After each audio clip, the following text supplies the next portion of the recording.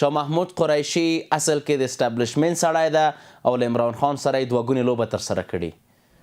هغه تو عمران ته معلومه ده، د هغې تاریخچه معلومه ده. هغه په مسلم لیګ نون کې مو، په هغه په بیا پیپلز پارټۍ کې و. نو هغه ډېرې لوبې کړي د خپل په دې مخدوم شاه محمود قریشي چې دی. هغه مطلق د پاکستان د اسټابلیشمنټ سړی دی او په دې باندې دوی پوهېږي. هغه چې هلته تللی دی د اسټابلیشمنټ په اشاره باندې تللی و. هغې ته دا وعده ورکړل شوې وه چې که عمران خان باندې څه کېږي ته به صدر اعظم کېږي. هغه په همدې امید باندې خپل وزارت خارجې نه استعفا ورکړه د پیپلز پارټۍ د حکومت نه او هغه تحریک انصاف ته راغی، ځکه چې هغې ته ویل شوي چې وزارت خارجه نه استعفا وکړه آینده کې به صدر اعظم وي، او هغه تر نن هم په دې امید دی که عمران خان باندې څه کېږي نو زه دویم سړی یم، زه به صدر اعظم یم.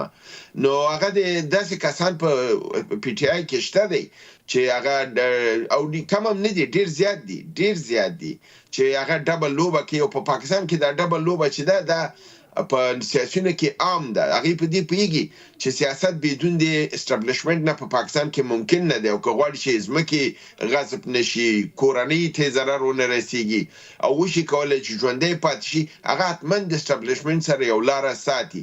خپله عمران خان د اسټابلیشمنټ په غېږ کې لوی شوی دی. خپله عمران خان چې تاریخچه یې ولولئ، د اول د ګوند بنیاد د جنرال امیدګل په ذریعه د جنرال امیدګل په کور کې کېښودل شوی دی.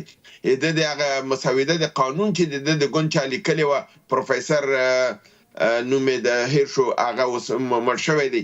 هغه خپله دا جریان لیکي چې دغه مونږه د چا په کور کې کېناستلو څنګه. دا خو لوی شوی عمران خان زاده و لوی شوی دی اردو په غېږ کې دی، ځکه دا ضیاءالحق ته هم ډېر ګران و. ضیاءالحق په هماغه وخت کې غوښته چې دا صدر اعظم کړي، بیا ده ونه منله ځکه د اوج د لوبه کې و.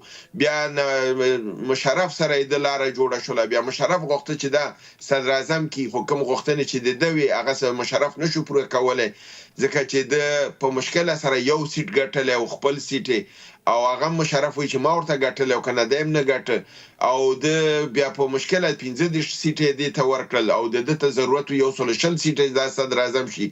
هغه 120 سیټه ورته مشرف نشو ورکولی، نو په دې اساس باندې د ونشو صدر اعظم شي، بیا د مخالف د مشرف شو.